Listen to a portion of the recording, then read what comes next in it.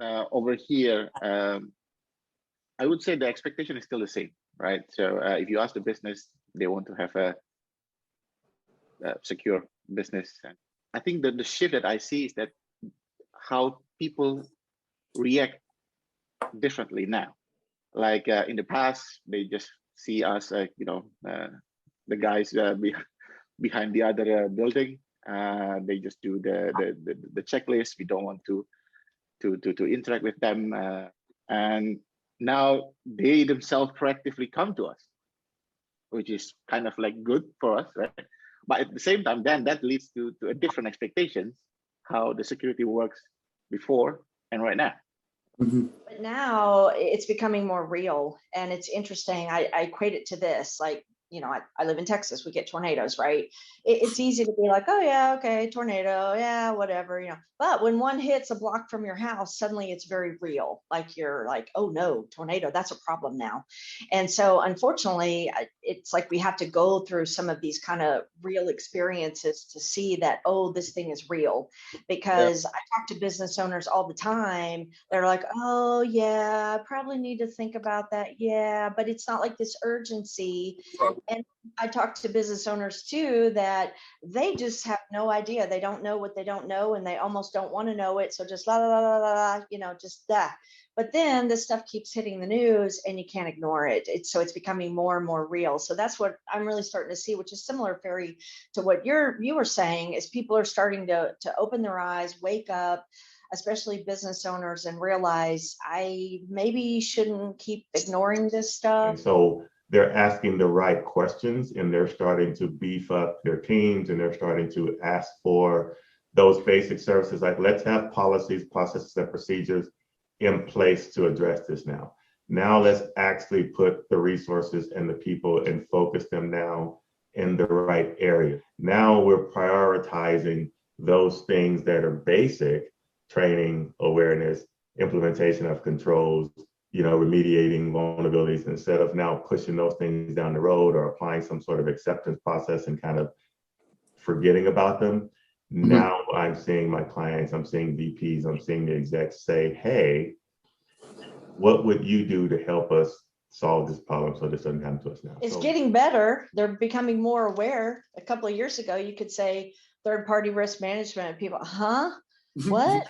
Yeah, they have no idea what that is. Risk management, right. They barely know what that is. And so it's definitely getting better. And then, of course, I do a lot of SOC 2 with companies. And so they're getting asked for these reports. So because it's getting better at the higher levels in the regulated spaces, they're starting to ask for these things because of Solarwinds.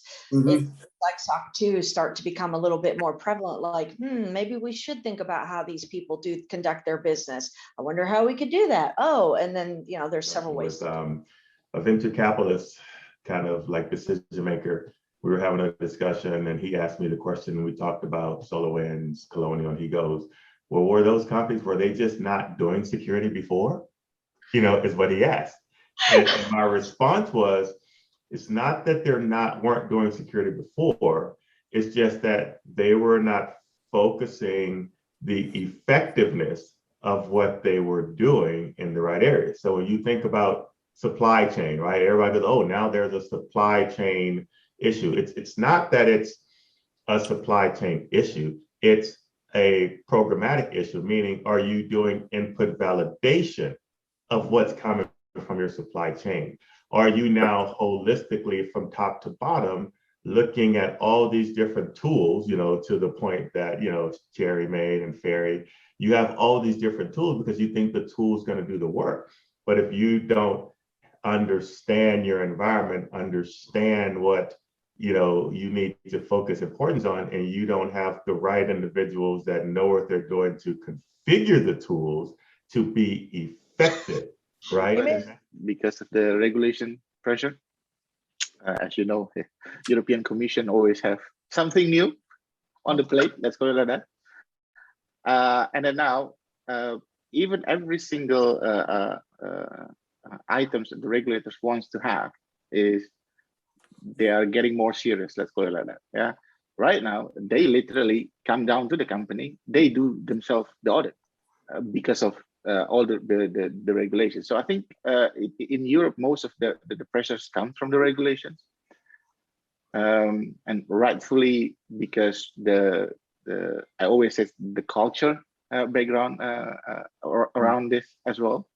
So all this news of the hacking, most of the time, it's not a fear factor for them. But then all these regulators, basically licensed to do the business, they are a bit higher in their priority, because over here, the tax office is very powerful.